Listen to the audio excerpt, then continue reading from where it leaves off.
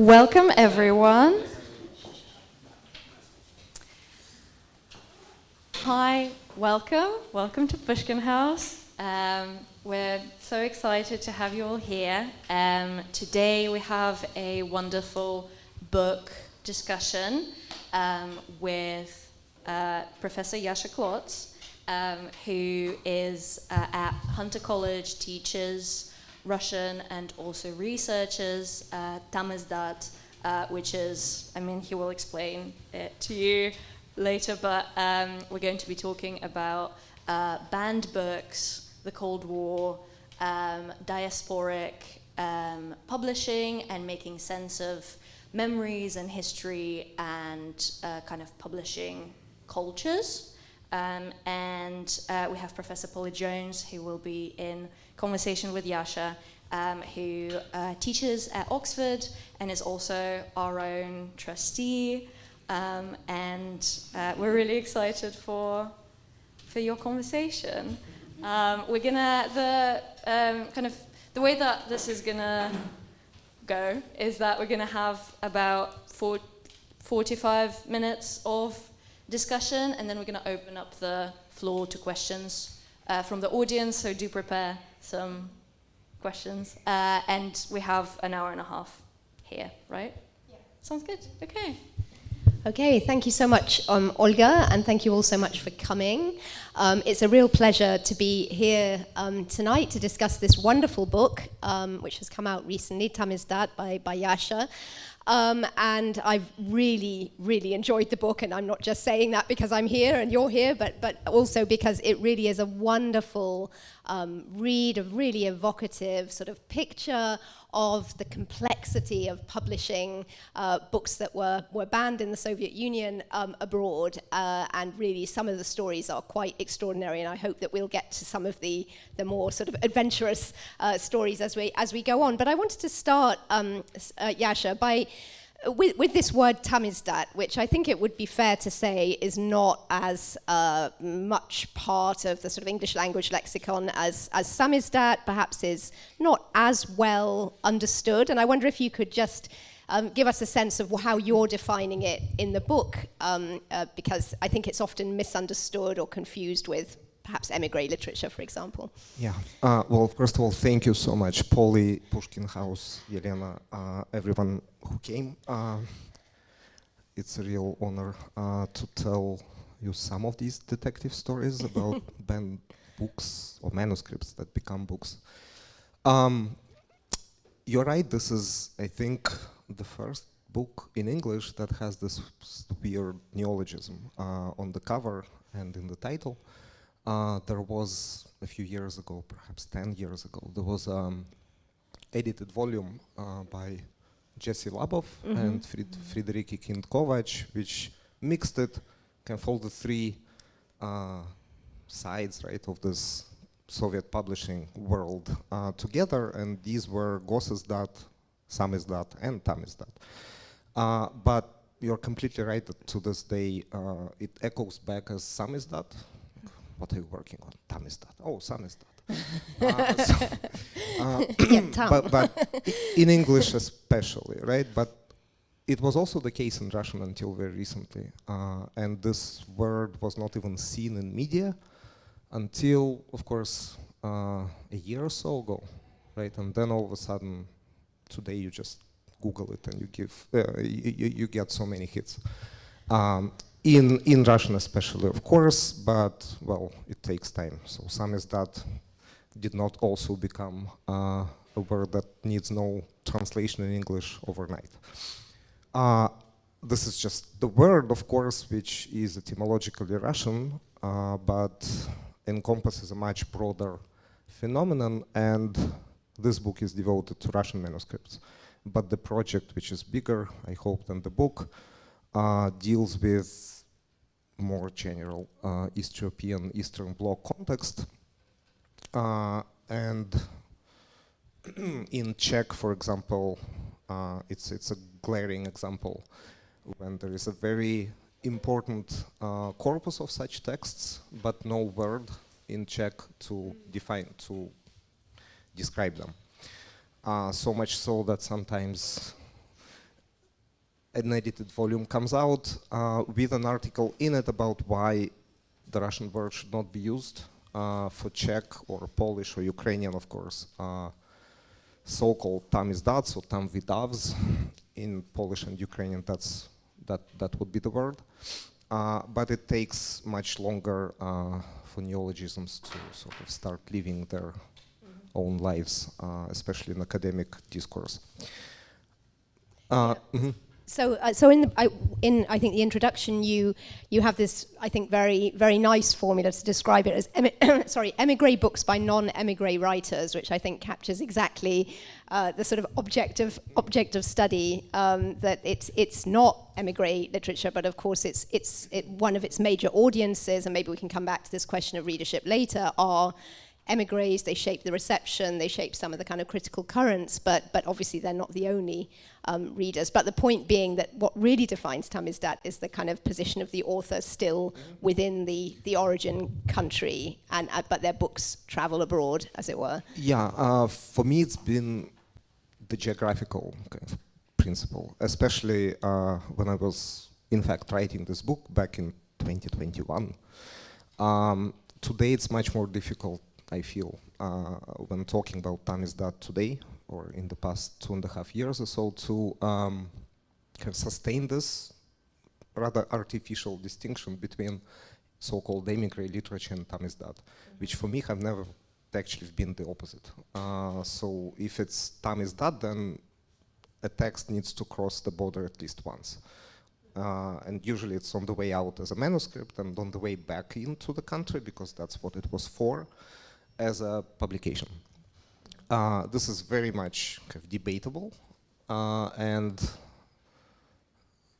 it's interesting to argue with this definition. It's interesting for me as well, because practically it really reduces this phenomenon to kind of a manageable research project, instead of trying to embrace emigre literature, which is a much older phenomenon than Tamizdat, but also much more diverse geographically, culturally, ethnically, you name it.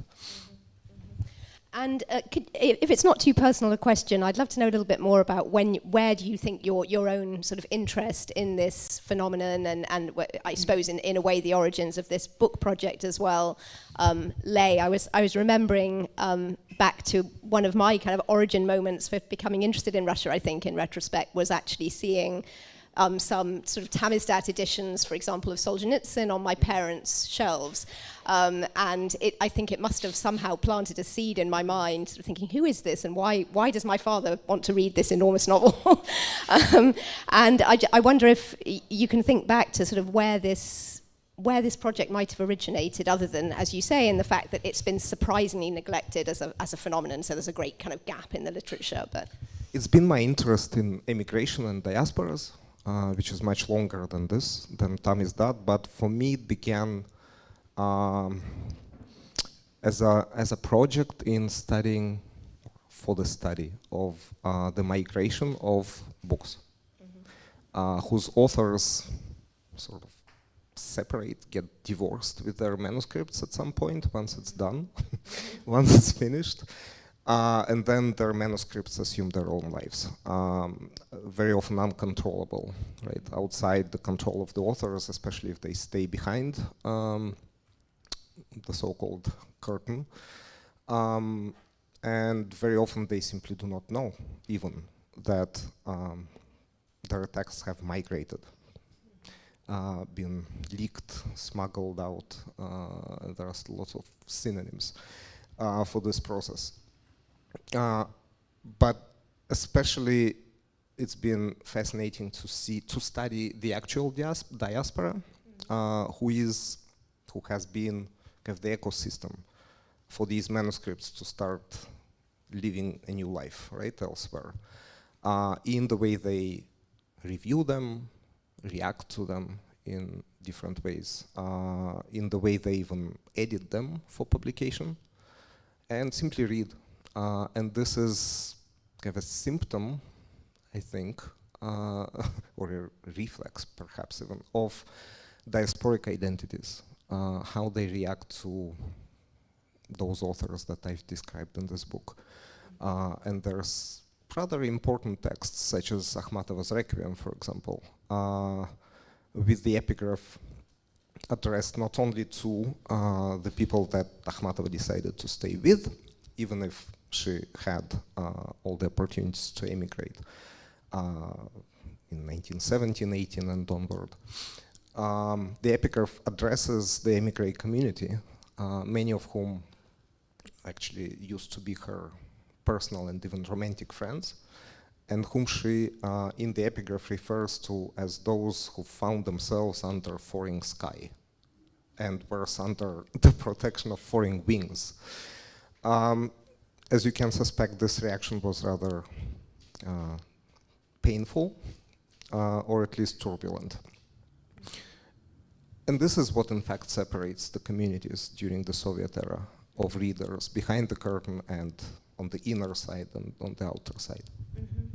Great. I mean, perhaps we can come back to those questions of readership and reception and kind of debates or disputes around the reception, which certainly I found very enlightening. It made me realize quite how many kind of, I suppose, stereotypes I brought to the idea of the Western reception, that this would be much more about sort of aesthetics rather than content, but that actually a lot of the time that, you know, certainly the books that you look at or the authors that you look at, so much of it is about the kind of discovery of the Gulag and different ways of writing the Gulag and the Stalinist past. But just to, for the moment, just to kind of stay on this question of actually how do the books actually sort of leak or get smuggled or leave the country, and as you say, sort of in a sense, leave the control of their authors. Could you say a little bit more about that? Because that really is obviously a story that you have to tell for all of the texts that you look at, but remarkably various and sort of often quite contingent stories, unpredictable stories, I think, of just how it happens.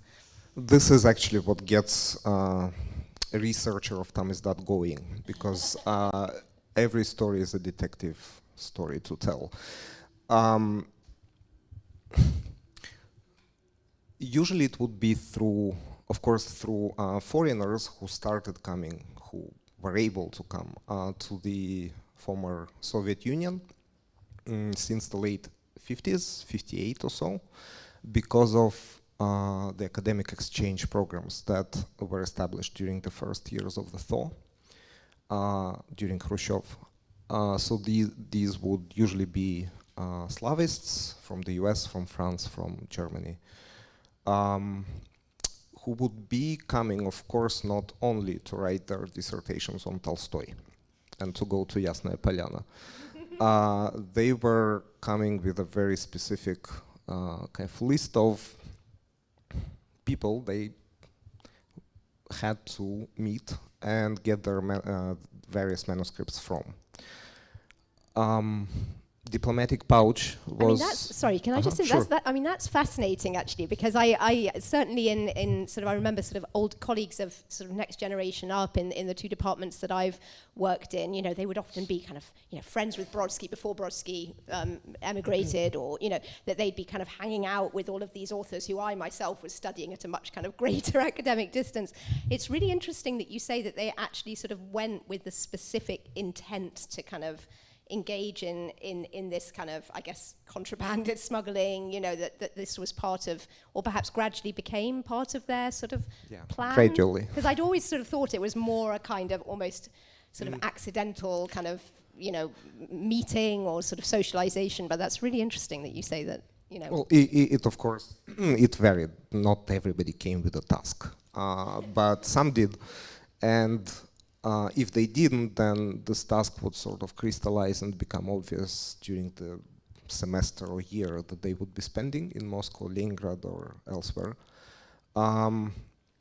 Because of, I don't think there was anyone who did not want to meet writers or critics or their friends, right?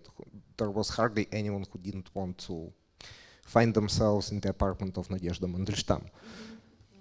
Or C. Akhmatova, right, before 66.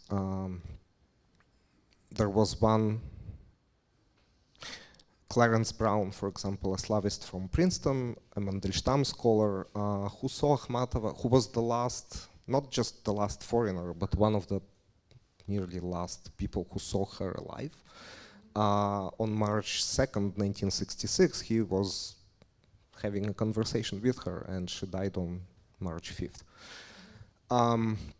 And of course, they all reported or wrote back to their colleagues, to their friends, and this kind of secondary sort of corpus of texts that are absolutely necessary to reconstruct the stories of the manuscripts themselves, of how they were finding themselves elsewhere, sometimes decades after being written, sometimes days after. So these archives, this archival research has been fascinating, and that's just a perpetual quest for anyone who is, I think, interested in this topic. Like today, earlier, I was at UCL George Orwell archive, and sure enough, there is a lot of correspondence between him and East European immigrants and refugees, Ukrainian, Russian, Polish. Yeah, so Orwell was genuinely interested in this, in Zamyatin specifically, right? The author of the famous dystopia V, which is about 25 years older than 1984, which Orwell only found out through an emigre of the first wave. Yeah, and I think you describe it in the book as probably the first Soviet-era Tamizdat. I think so. Yeah, it's hardly Dr. Zhivago as late as 1957. Well, we can also talk about Herzen, who was also here in this city, in London, with his Free Russian Press. When you were investigating these stories of things being smuggled out in diplomatic pouches or in other kind of very, well, not so much the diplomatic pouches, but other forms of kind of smuggling and getting these manuscripts out, I mean, to what extent was that actually reflected or confirmed in the archives? Or, I mean, how else did you kind of follow these threads? Because they strike me as the kinds of things that wouldn't always have been written down or institutionalized. Well, there is a range of kind of participants, right, or actors in this Tamizdat phenomenon or world or industry, if you'd like. Smugglers, of course, would be the least mentioned, because everyone still wanted to go back once more, twice more, to continue their research, for instance, and to be able to get Soviet visas. So these people were usually in kind of behind the scenes. But sooner or later you kind of come across different mentions, and that's basically how you know that, yes, it was this person. Memoirs is another very important source, but memoirs are very deceptive and distortive of history, as we know. But also paratexts, like introductions to these books, prefaces of the publishers themselves, and book reviews, and even obituaries. I mean, if it's an obituary, it's no longer dangerous, right, for this person to be mentioned in a review of, let's say, Chukovskaya's Sofia Petrovna after, the smuggler, or let alone the author herself or themselves, are no longer around to face the consequences. I mean, one thing that struck me, I think I sort of came to the book perhaps with the expectation that it was going, I don't know why really, but that I thought it might be structured around kind of particular publishing houses and kind of looking at how they became institutionalized. But you very much take the decision, which I think makes the narrative much more kind of vivid actually, to look at particular kind of texts and particular authors and their journeys. And what struck me across the examples that you had, and we'll come to the specific authors maybe a bit later, but was the sheer variety of publishers that these manuscripts that were kind of smuggled out, and then once they had got abroad, that there didn't seem to be, in many cases, too much sort of logic as to which publishing house they would land in. And I wonder if you could talk a little bit more about that sort of how, I don't know, perhaps one of the texts that you look at, sort of the way in which it kind of, once it had crossed the border, that decision was made, or what was behind some of those decisions? Was it simply individual publishers kind of seizing on them, or what was the dynamic there? Yeah, thank you. This is fascinating because really it's kind of deprived very often of any logic whatsoever. Why this or that manuscript ends up on the desk of this editor or publisher and not the other. It really also depends on which period we are talking about. So my book is more about the formative years of Tamizdat before, conventionally speaking, before Ardis, which was founded in 1971 and overlapped with the so-called third wave of the Russian or Soviet immigration since the 70s and until the late 80s. And this is an entirely different story. I would say it was much more kind of professionally done than in the 50s and 60s. And the reason is that the older generation of emigres who left, most of whom left in the 1920s, they simply did not know and had no sensibility for the Soviet language and culture. And you mentioned Gulag narratives, right? Narratives of political imprisonment. It is not just the topic. It's, of course, the way of registering this experience in words that the old emigres simply could not possibly witness or let alone participate in, having left before Stalin became Stalin. So at the same time, before Ardis, nearly every publishing house was, of course, supported in this or that way by Western institutions and the Department of State and covert CIA projects. Was that something you were able to sort of find much trace of, or do you think that still is a rather kind of mysterious story? Or no, there is enough trace of that, but I don't think this is the most interesting part of Tamizdat because, well, of course, like where else would you get the funding for publishing books? Because books have never been really profitable. They were publishing Requiem not to make, a fortune. They, of course, tried to sell it, and yes, I've read a lot of letters, correspondence between the kind of de facto publisher and the actual publisher about how much a copy should cost, in which country, in what currency, and how much the print run should be, and what happens if we, don't sell, or on the contrary, what happens if it sells like in a week. And they are talking about Akhmatova, right? Not some obscure author. And they still have no certainty whatsoever, even if it will sell. And no, it wasn't that, it was not a bestseller, not at all. So again, until Solzhenitsyn's The Gulag Archipelago in 74, 75, 73, 74, that publishers could actually make money of these books and establish, like Solzhenitsyn did, a fund for supporting political prisoners in the Soviet Union. Akhmatov's Requiem did not do that, much as they wanted, or even if they didn't. So the funding very often came from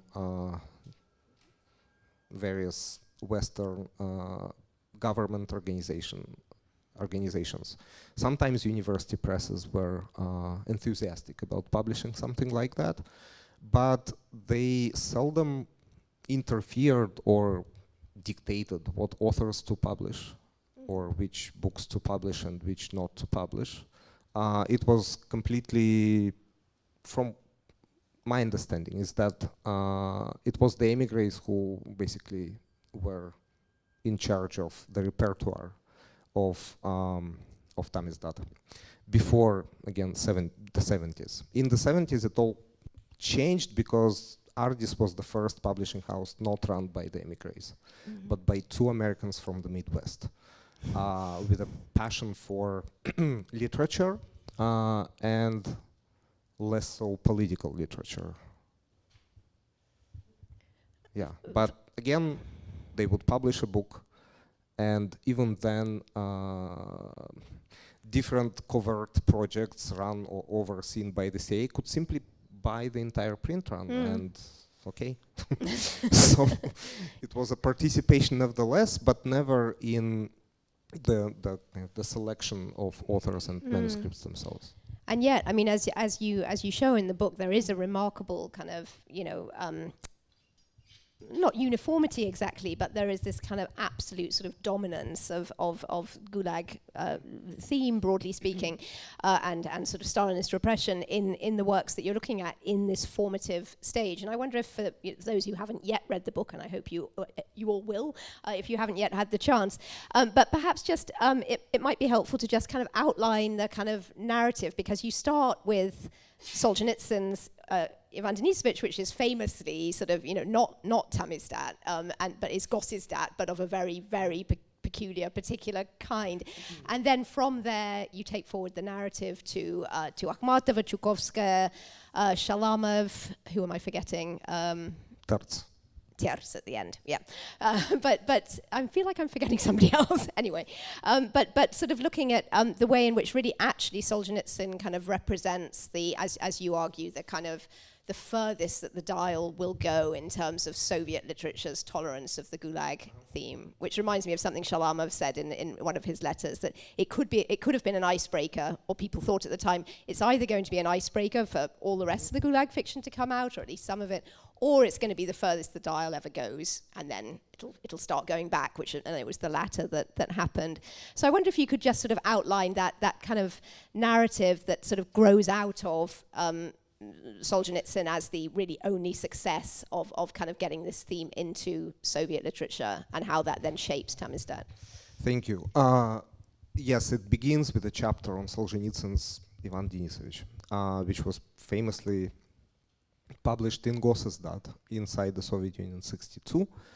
And I chose this rather strange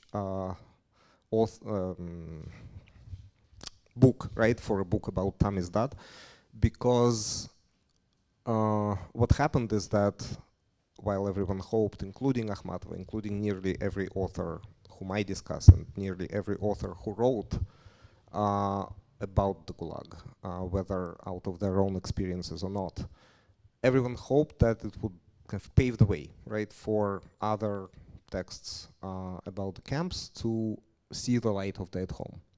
And what happened was the opposite, precisely because of kind of deceived expectations, which were perhaps too high at the time, and of course because of the very kind of crafty way of Solzhenitsyn's text, the way he wrote it for publication. Of course, it was heavily edited, and the title was not Solzhenitsyn's either. It was Tverdovsky's title. His title was SHA 854, right, which was the kind of prison number, not his, but Ivan Denisovich's, worn on his kind of camp uniform in the camp, but that would clearly not be a publishable title. And then it was the last, let's say, straw? No, the last kind of something in... The furthest the needle kind of goes in that direction. Vainovich at some point describes it as a pendulum of the thaw years, right, of this period of liberalization, and rightly calls it kind of the highest point in this amplitude of or the hottest point of the thaw, maybe. Okay, yeah. Yes. And lots of course, metaphors. And to be the hottest, kind of highest crest, right, of this dynamic, it also had to be on the hottest topic. And the camps, prison narratives, sure enough, I'm afraid, much like today again, have always been kind of the hottest topic of the Cold War, or if you take cold in brackets, of this new so-called new Cold War yet again. And it's not the topic only. It is the way of describing the experience, which Solzhenitsyn kind of geared for the mass Soviet reader. Rightly or not rightly, it's not up to me, not up to us, I guess, to debate on, but that's what made it publishable. And at the same time closed this path for nearly all manuscripts that did not tweak their characters, their ways of describing Stalin's camps enough for the Soviet literary establishment to accept for publication. I mean, I must just say that I think the single, I think, most interesting argument for me in the book was actually the sort of gender dimension of this, which I must say I had not thought about enough, which was, you know, famously Twardowski and Khrushchev loved Ivan Denisovich. Well, I'm not sure if Khrushchev loved Ivan Denisovich, but he liked it enough. And one of the main reasons, of course, was the focus on a peasant, and you know, this and the sort of peasantry's experience, the narod, the sort of ordinary people. So. But I think what you bring out really interestingly is that there's also this gender dimension, that this is another reason, along with, you know, the particular protagonists of works by Chukovskaya and Akhmatova, which also complicates their actually sort of penetrating, particularly Novy Mir, you know, which is so much sort of controlled by Twardowski's tastes, which was not something I'd ever really thought about before, and I thought was a really fascinating argument, because actually Ginsburg fits in there as well, and to some extent Yevgenia Ginsburg, who he also famously turns down. And I just thought that, I just wanted to say, I thought that was a really, really interesting added dimension to, you know, why so many of these works don't come out in Gossizdat and then, you know, form part of this, you know, origin moment for Tamizdat. It is certainly gender, however little or much we would be used to thinking about this dimension of Soviet literary culture in general, but yeah, that played an enormous role, I would say, on some kind of extra literary level perhaps, but what is literary, what is extra literary is also quite difficult to tell. I would add also, as you mentioned, the class dimension. So who is Ivan Denisovich? He is, yes, of course, a man, a middle-aged, 40 years old or so, a former peasant, then Red Army soldier, then a political prisoner. And if you and this is a work of, well, realism, or I would, as I do, even argue that it's actually a work of socialist realism. Because if you break it apart, all the foundational elements of what makes socialist realism, or at least what makes a manuscript publishable in Gossizdat, Ivan Denisovich, one day, I mean, in the life of Ivan Denisovich, has all of it. It's a miniature model of those socialist, realist, epic novels about construction. On a different topic, but it nevertheless has all these formal kind of prerequisites. And if you compare it to Sofia, much lesser known novel or novella, Sofia Petrovna's, Lydia Chukovskaya's Sofia Petrovna, which playfully one might even just simply take these two parallel texts as parallel narratives and see the whole difference right there. It's a novella about a woman whose son is getting arrested, but she herself isn't. And for Twardowski, it was not a real story because it's not informed by first-hand experience. Right? Even though, I mean, actually, his major interest in this topic was also not from first. I mean, sure. not yes, in quite first-hand experience either. Yeah. So. Right, but then she's not only is she a woman and a mother, she is, well, not a peasant, let's say. She's an editor at a Soviet publishing house. Would that be a good moment to read the? I know that you had a reading from that section. Would that be? If you can. Yeah. I chose one fragment here about Sofia Petrovna, which. Okay, let me read it maybe briefly, quickly, and there are lots of kind of codes embedded in it.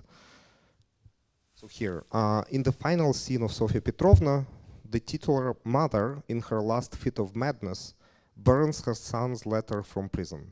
She, quote, threw it to the floor and stamped on it, растоптала ногой.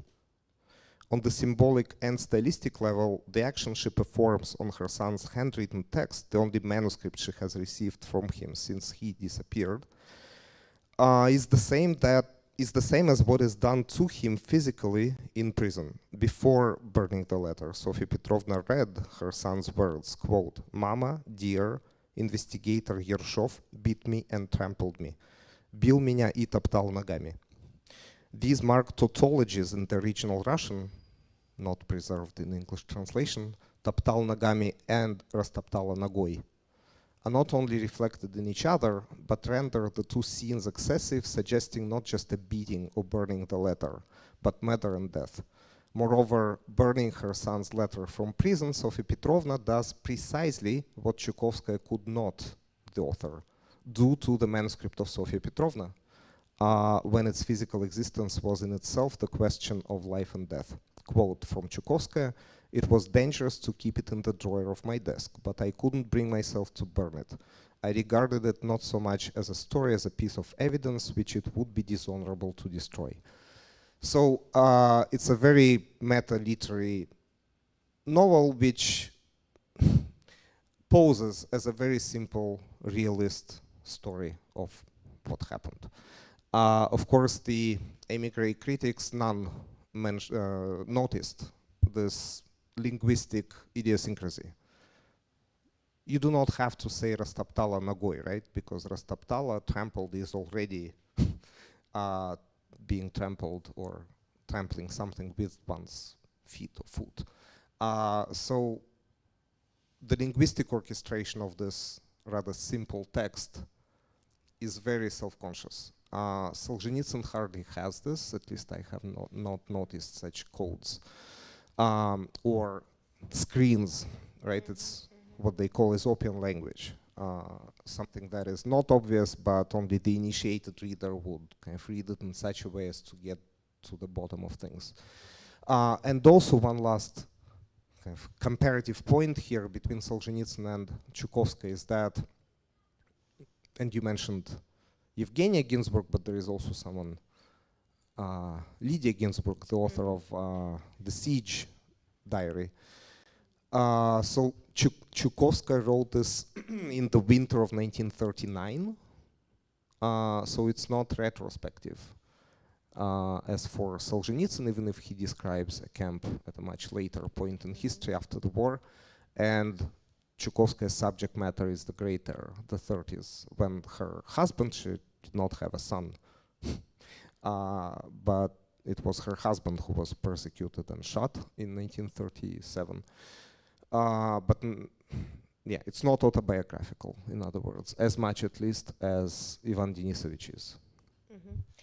Another thing that I think emerges out of the Chukovskaya chapter, but is sort of present actually in all of the case studies that you have, is another aspect of this, I suppose, loss of authorial control over the text is the fact that, because of the kind of idiosyncrasies of the way that the manuscript leaves the country, arrives in the country, is edited and published and so on, and in some cases anthologized or sort of selected, as with Shalamov's stories, for example, that there are these really quite significant distortions of the text that occur. And sort of mistakes, changes of title, which is what I was thinking about with Chukovskaya. But in the case of Shalamov, especially, sort of really, quite gross kind of distortions of his text, which really don't help then with the process of reception, which is already fraught for lots of other reasons. But I wonder if you could talk a little bit about what you think were the sort of the negative effects, if you like, of Tamizdat on the text, because of course in many ways, it's a very positive phenomenon. It kind of gives these texts a readership, albeit not the one that they may have first envisaged. But there is this real kind of almost violence done to the text in some cases. And I wonder, well, why does this happen so often? And what sort of lasting effects does that have? Because we often find these texts remain quite unstable or unauthoritative for quite a long time after their first publication. Yeah, and this is what really, I hope, very much destroys the heroic myth of underground culture and Tamizdat in particular today. when it's time, I think, to yeah, overdue, certainly. So, in fact, my whole research on Tamizdat began with Shalamov and with one specific typo. I was teaching a course on Gulag narratives at Williams College. It's a small college in the forest. And a student, for some reason or other, wanted to write a paper comparing two existing English translations of one and the same short story by Shalamov called The Snake Charmer, Заклинатель Змей. One translation was by Robert Chandler, much more recent one, and the other one was the first English translation made in 1980 by John Glad. And then presenting his would-be course paper to class, he was pondering this very strange phrase in the first English translation, which sounded like this. It's a short story about so-called novelists or romanisты in a general camp where political prisoners are mixed together with criminals who hire an intelligent, a political former film director to spin novels or tell stories, retell plots of Count of Monte Cristo for entertainment. And one of the thieves on the upper bunks says something that in the first English translation read as follows: "It's so boring, my legs are getting longer." And I looked up the Russian original, the first publication of this short story in the original language, which happened to be in an emigre journal called Novy Journal, which is still published in New York. The phrase in the original read as follows: "Какая скука, ноги становятся длиннее." Ноги. Ноги means legs. And then it took a while to understand that ноги is a misspelled ночи, nights. And that's how my research on Tamizdat began.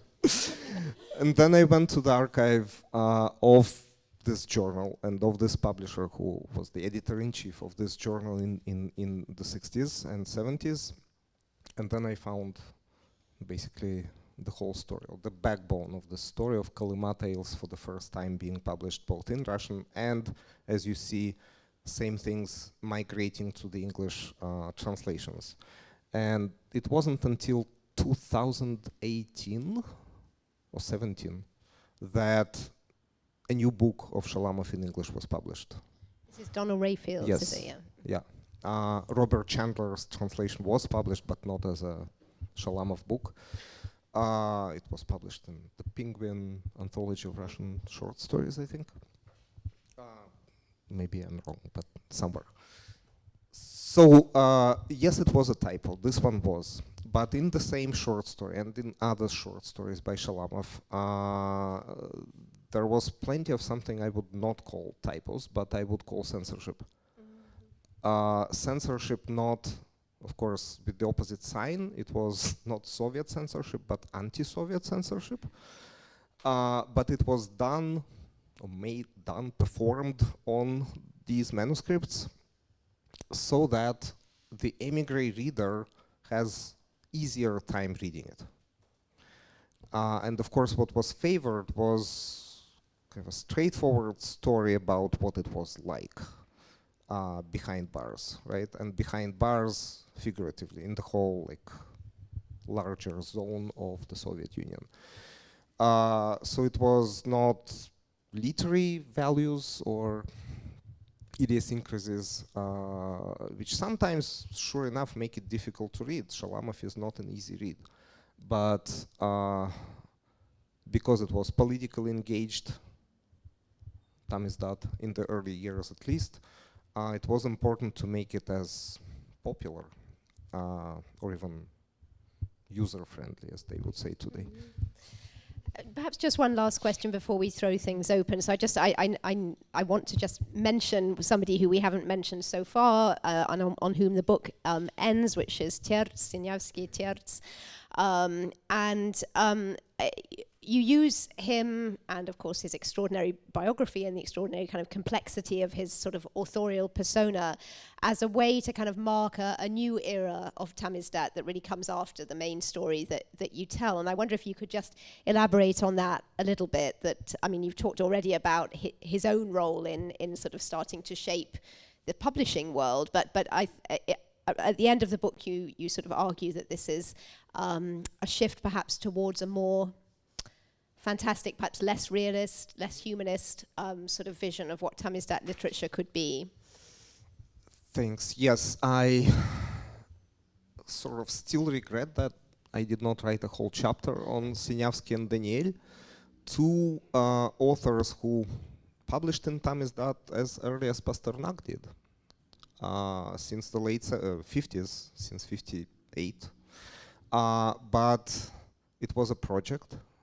Unlike Solzhenitsyn, Shalamov, Pasternak, they chose pseudonyms for their alter egos as Tamizdat authors while remaining high-ranking Soviet critic in the case of Sinyavsky and Soviet translator, as in the case of Yuli Daniel, aka Nikolai Arzhak, and Sinyavsky was Abram Tertz. And it all began with a programmatic essay by Sinyavsky dated 1957 on socialist realism, which kind of closes the circle with Solzhenitsyn, if you can read Ivan Denisovich as a quasi-socialist realist work of literature.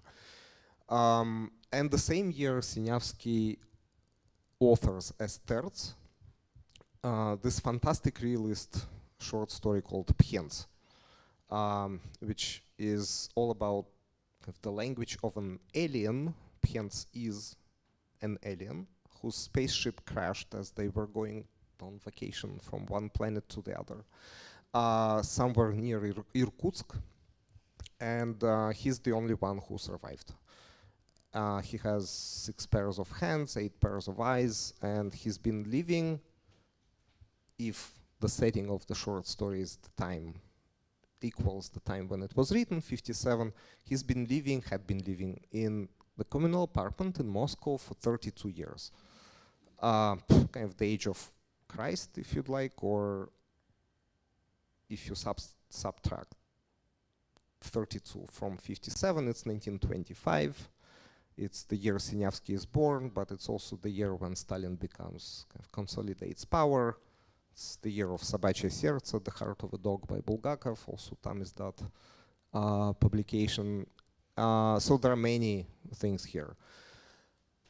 But it's not, you cannot call it a prison narrative, even if it has all the elements of imprisonment in it, because you can interpret Pchens's life on Earth as a prison experience.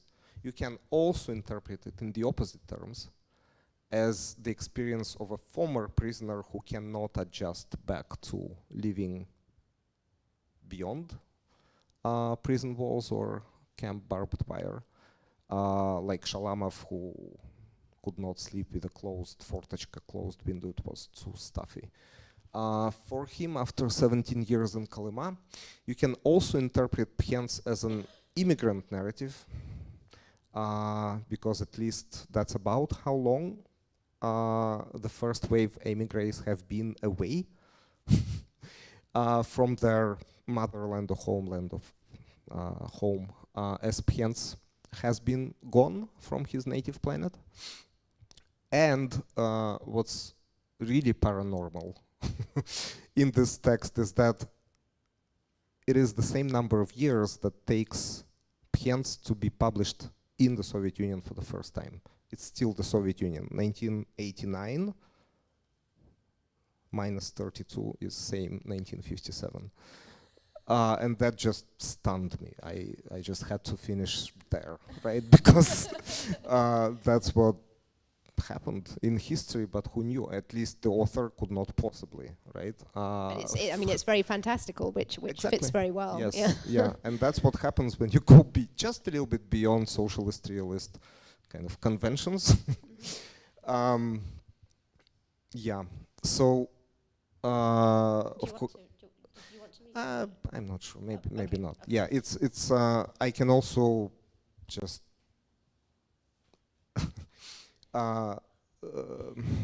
hint at something that Tamizdat project is doing right now. We are publishing Pens as our first book. It's a tiny short story, 50 pages. We are publishing it in a new English translation and the original Russian as a chapbook. Okay. And beautifully designed and something that resonates extremely, it's just close to home today, and I'd say precisely because of this kind of fantastic realist Soviet tint that was built into it in 1957 by Abram Tertz, who never existed. On that note, shall we? I'm sure it'll be a good moment, I think, to open up to questions. I think there's a roving So there's a mic which we'd appreciate it if you could use, just because it helps people online to be able to hear. So questions, comments to Yasha.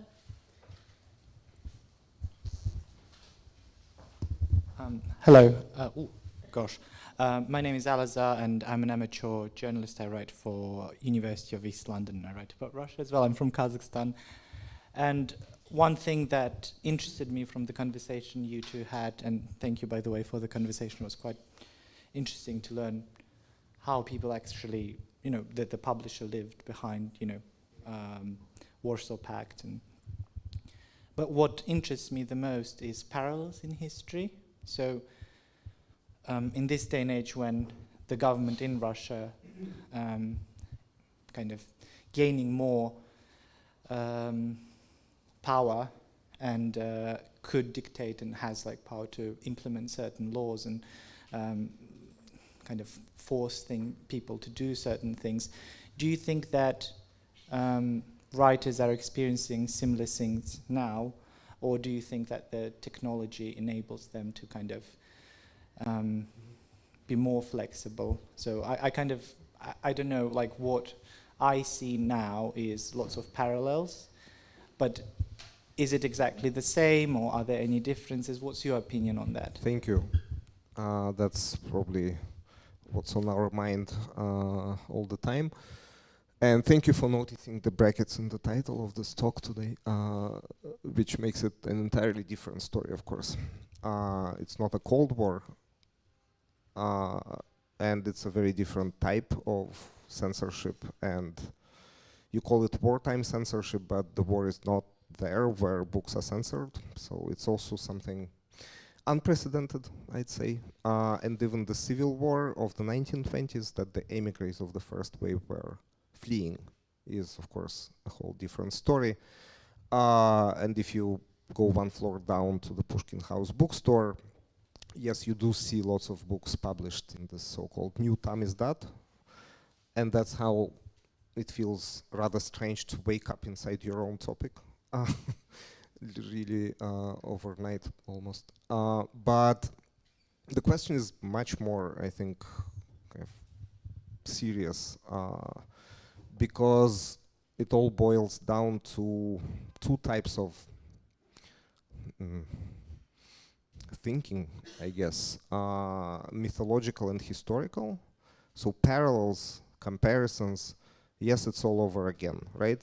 This is, of course, not a historical, but a mythological thinking, which is based on this never-ending spiral with loops, right, that only seem to be the same every moment, at every point of that loop, you can just paradigmatically look down and see the same thing as if.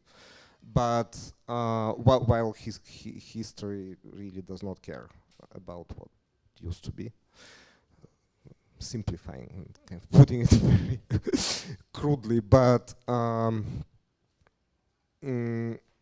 this is at the same time the only way we can kind of see ourselves or others in this ever never-ending kind of straight line of historical process. So at the same time, in the Gulag narratives themselves, right, that I'm trying to describe in my book, not themselves as much as the way they were read or perceived by emigres, who were, of course, what other kind of thinking could they have, right, having left in the 1920s? Of course, it was all mythological thinking, just as well. And Solzhenitsyn, on the other hand, who is publishing Ivan Denisovich while he's living in the Soviet Union, also mythological elements are built very much into kind of the very texture of Ivan Denisovich, with all these circles, you know, one day, the first circle, the title of his other major novel, The Red Wheel, after all, and his own career, and even like, geographically. When he goes back to Russia in 1994, from Vermont via Vladivostok, and then takes the train back to Moscow. No, so it's a loop, yeah, a circle. Maybe that's taking it too far, but Shalamov, on the other hand, is all along the straight line, right? So we are talking here, I'm afraid, about myth-making and myth-breaking in some way. And so were the authors that I'm discussing in this book. And very often it's necessarily both, right? Because they can only coexist, they cannot exist separately.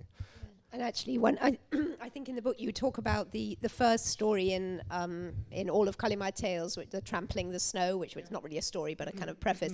But actually, that very much chimes with what you were just saying. That sort of idea that each time you start to tell this, you try to narrate the Gulag, you have to start again, and you form your own line. Whereas that again, sort of thinking about Solzhenitsyn as a loop, that's also kind of interesting. Yeah, the endless kind of comparisons and contrasts that one can make between the two authors, and how much easier in a way Solzhenitsyn was for these audiences abroad to understand than Shalamov. Yeah, definitely. And there is a reason why Shalamov includes this, not even a short story, but a like 2-paragraph sketch about Kolyma called Through the Snow, or Trampling the Snow, По снегу. It's about leaving the trace, but never kind of rewinding it back, right? There is no point B, in other words. You have to keep starting again. Yeah, exactly. Anyway, sorry. Other questions, other comments. Please. Yes. Thanks very much for your really interesting talk. Just talking about going around in circles, I just wanted to ask about the whole process of Tamizdat. You talked about the manuscripts coming out, but was it the same people involved in getting them back in to Russia? And was the process the Soviet Union, I mean, how organized was that process? Was it quite random, and was it messy? Did it do the thing it was supposed to do, or was there no intention anyway? Thanks.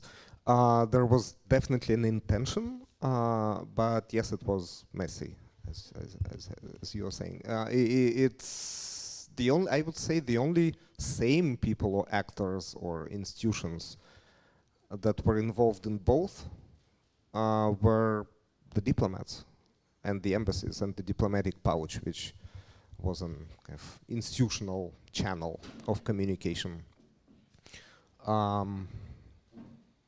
Otherwise, no, some would actually be denied visas and would simply not be able to take the same text back that they smuggled out. But it did not have to be the same person. No, it was spontaneous. And actually much less predetermined as we tend to think about it. To begin with, the whole Tamizdat thing was largely piracy anyway, right? Because of, well, You just can't, sign a contract with the author. And until 73, it was simply legally, this is something Polly knows much better than I think it was legally not possible because the Soviet Union did not participate in the copyright convention. Yeah, it was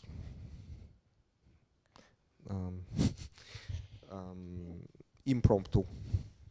Could I just ask on the legal front? This is something that I've never been able to understand. Is you talked earlier about money and how the sort of market economics were not a sort of primary motivation, but you mention, I think, a couple of points in the book that sometimes writers were able, so writers who were still in the Soviet Union were able to receive some royalties. Is that correct, or was that really not?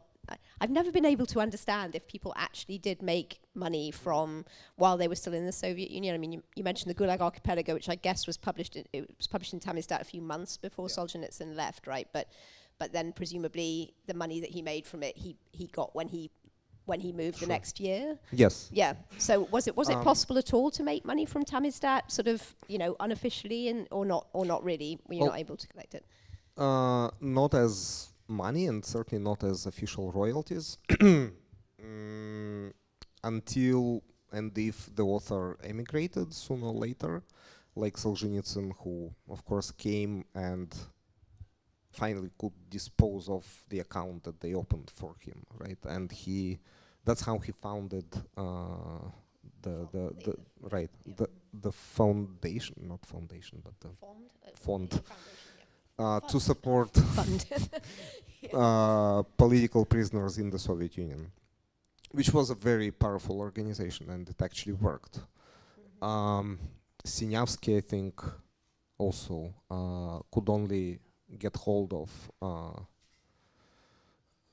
the royalties, or not royalties, after 73, when he emigrated himself, having served 7 years for publishing in Tamizdat in Mordovia. But there were other forums. Nadezhda Mandelstam would be constantly on the lookout for what publications, not only of her memoirs, but of Osip Mandelstam in Tamizdat, of course, could bring. And then Akhmatova, when she visited Oxford, and I think she was in Pushkin House, right, on her way back, not in this building, but at the previous location. Yes, that's where she met with her Tamizdat publishers, who only then had the opportunity to pay her cash. This is an even more interesting story than I thought it was, actually. I had no idea. So while she was picking up her honorary degree from Oxford, she also picked up a wad of cash. Yeah. Interesting. So the honorary degree from Oxford was, that's where she went officially. Yes. But that's not the only thing that she received. That's amazing. Great. Any further questions or comments? Hi, thank you for your talk. I was wondering about the gender dimension you spoke about. Is there any archival evidence of the authors themselves, the women authors, being frustrated about this discrimination, or is it your retrospective theory? It is. I mean, there is. Chukovskaya famously writes down her conversation with Akhmatova about why Twardowski is highly unlikely to publish Sofia Petrovna. So she says that's after both of them read Ivan Denisovich in manuscript, and it's not even yet published, but it's pretty sure, pretty certain that it will be. And that's also the time, the month that they are discussing both Requiem and Sofia Petrovna respectively, and the chances of these two works being published in Gossesdat. And Chukovskaya says, you have to kind of deliver a muzhik to Twardowski, and that's not my story. Sofia Petrovna is half intelligentsia, polu-intelligentka, and not from a village. And Akhmatova says, well, Requiem is no village either. And that's the end of the diary entry. And sure enough, none of those two works are published.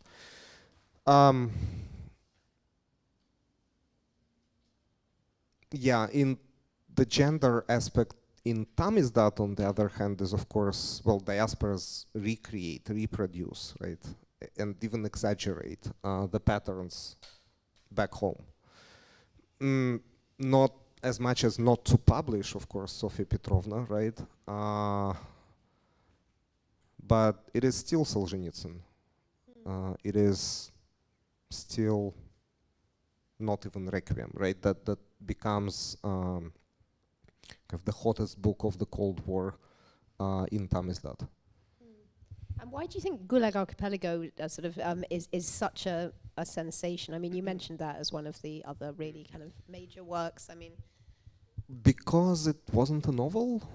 yeah. It told the emigres exactly what they were looking for, I think, and exactly what they tried to read Kolyma Tales as, right? Factography. And of course, it's much more interesting, the Gulag Archipelago, than just, you know, historiography. Of course, it's not historiography. It's, you name it, oral history. It's 200 plus, you know, people whose evidence Solzhenitsyn used, not being able to name them. Yeah, but I think at the time it was just read as almost a textbook of Stalinism. And it is for decades afterwards as well, actually, despite being, as you say, many other things. I mean, he calls it artistic investigation, not a kind of historical as such. Yes, other comments, questions, yes. Thank you. I suppose it would be interesting to hear a bit more about the techniques and tactics, about how those manuscripts actually departed from the Soviet Union and whether there were any tactics that were perhaps a bit more successful than others, because I'm sure there was a great deal of manuscripts that were probably confiscated on the border as well. So it would be it would be interesting to hear about a few examples, maybe. Yeah, definitely. And this whole material aspect of Tamizdat, not just of how they were smuggled out step by step. I'm dreaming of sometimes creating an app, like, you know, taxi, that you can see as it approaches the pickup location and get stuck at the traffic lights and then turns corners. This would be something for a web designer and a developer to do, and this would probably be very expensive, but it would then be able to be able to see it in real time, but also the materiality of the politeconomia, the economic aspect of it. It's really under researched. The black market, and also actually how Tamizdat would yet again become a fuse back together with Samizdat. Because how many copies of even the Gulag Archipelago could be smuggled back, right? And even pocket editions, which they printed especially for the ease of being smuggled back. Bible paper, pocket editions, almost unreadable, tiny text. But what happened is that it would yet again be retyped on the typewriters. And the majority of readers back home would read Tamizdat as if it was never abroad. So same 5 copies, carbon paper. It differed, as I said, in the case by case. And it of course created a lot of tension, ideological tension between the authors themselves and everyone else who facilitated the kind of separation of the manuscripts from the authors, of this divorce of in the sacred kind of alliance, right, of the author and the work that these authors write. So it really introduces not just the geographical, but an ideological split very often between the authors and the readers, or the would-be readers elsewhere. Because that's how the author in the Soviet Union at least loses control. For Shalamov, it was, as one scholar I admire who's been working on Gulag narratives and the genre of Gulag narratives, Leona Toker, she interprets this loss of control as kind of a double trauma for Shalamov and other political prisoners who, of course, were had no control whatsoever over their bodies, over their lives inside the camps. And then there is this double effect. If Kalima Tales is a textual embodiment of Shalamov's own life, then that's what happens to him, in a sense, on the textual level, right? When his short stories are dismembered and published in a periodical over 10 years instead of being published as a body of book.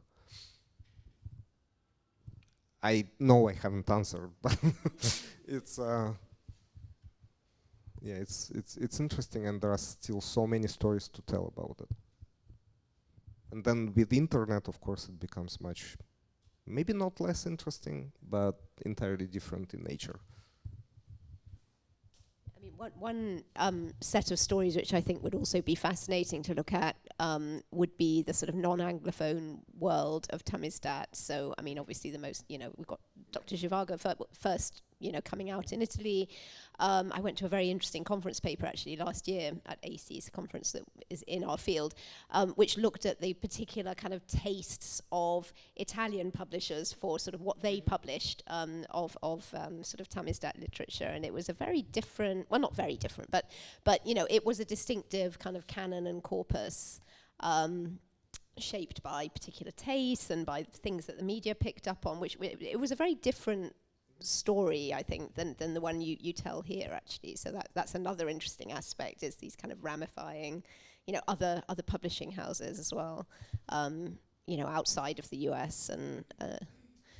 And if you include translations into foreign languages, then this becomes huge, but also just acquires so many different dimensions which start sparking. Like Orwell. You would never think, I would have never thought that Animal Farm on 1984 has something to do with Tamizdat, but the fate of these books in East European languages, written in English, in England, by an author who did not have to, right, smuggle out his books elsewhere. Once the idea of translating them, of making them available, or we are sometimes forgetting that to publish means to make public, right? Making them public for the target audience in the diasporas or in the displaced persons camps right after the war in Germany, outside Munich, for example, or for the readers in Soviet Ukraine, for instance. This is the second translation of Animal Farm into East European language, Ukrainian. Yes, that's basically all the same. It's the same publishing houses who publish Orwell in Russian, Ukrainian as manuscripts in Russian, Ukrainian, Polish that get smuggled out of these countries and published abroad. It's very often the same people who translate them and publish, works in their native languages. And then Orwell is, of course, an author who was perhaps even more dangerous to keep at home than even Solzhenitsyn in the Soviet Union. So, yeah, there is one important difference, but there are also so many fascinating and eye-opening kind of similarities that have to do with the materiality of this book, of his books in these languages. Any other questions or comments? I wonder if was there one over there? Sorry, no. I wonder if you could just say a little bit more, perhaps in concluding, about the Tamizdat project, which you mentioned earlier, but we haven't really talked about. But this sort of web project and what it's done already, what you plan to do with it in future. You want me to tell this in how many minutes? 3? Well, it was obvious from the very beginning that a book of this size or of any size, or even a multi-volume monograph on Tamizdat would never, of course, fit this endless amount of archival materials, right? That are kind of necessary if you want to, not necessary, but interesting, fascinating, if you really want to look at it stereoscopically. So the project began as a research project, as a website, as an online archive of documents that help reconstruct these stories, author by author and manuscript by manuscript, book publication by publication, I should say. And that's how it was launched back in 2018. We are now finally redesigning this old website, not only because the project as an academic project grew, let's say, out of its initial shell, but also because it became a non-profit organization in 2022 for a very simple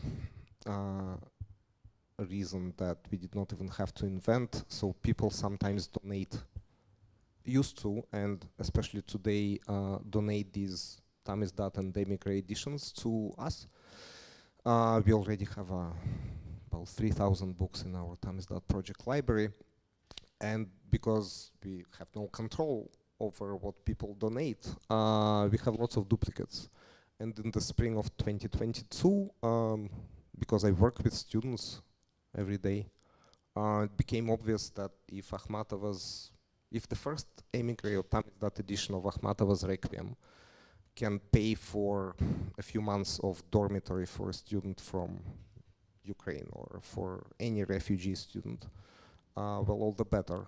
And that's how the project kind of acquired this charity or non-profit philanthropic dimension. And it's largely student-run. Most active volunteers, at the time they were volunteers, some of them today are actually paid interns.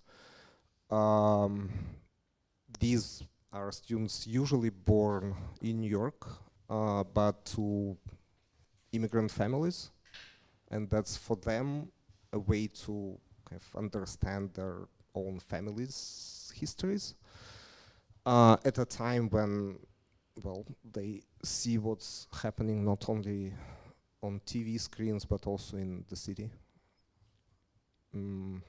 Yeah. So we did one round of the so-called manuscripts don't burn charity book auction in the winter and spring 2023. Had no energy to repeat this the year after, but we are planning the second round next March, hopefully. And it's fascinating how kind of resonant this type of project is among authors today.